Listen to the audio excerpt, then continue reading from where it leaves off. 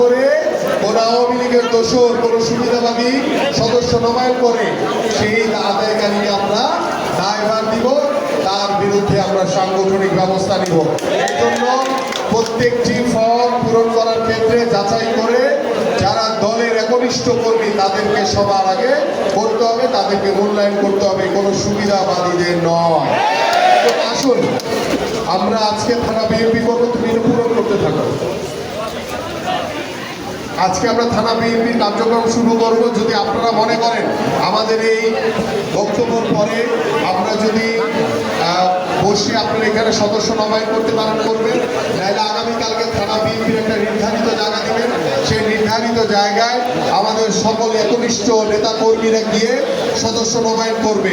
এবং আগামীকালকে যে আমাদের এখানে যে 19 এবং 20 দুটি ওয়ার্ড রয়েছে, দুই ওয়ার্ডের যারা সভাপতি, সাধারণ সম্পাদক এবং বিএনপি নেতারা রয়েছেন, আপনারা সেই সদস্যগুলো প্রত্যেকটি ওয়ার্ডের নির্ধারিত জায়গায় স্থান বলে দিবেন। তারা গিয়ে আমাদের ত্যাগী যোগ্য পরিচিত নেতা কর্মীরা সবার আগে সদস্য নবায়ন করবে। কোনো অযোগ্য, কোনো সুবিধাবাদী, কোনো আওয়ামী লীগের দোষর কেউ যাতে সদস্য নবায়ন করতে না পারে। যদি করে কেউ আমার কাছে বলবেন, আমি ব্যবস্থা নিব।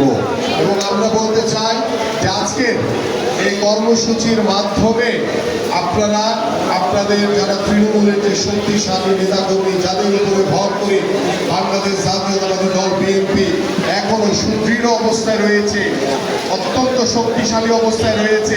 এবং আপনাদের কাছে আহ্বান করব যে আমাদের এখানে 19 নম্বর ওয়ার্ড এবং 20 নম্বর ওয়ার্ড সম্বলিত যে বেরোনি থানা, আমরা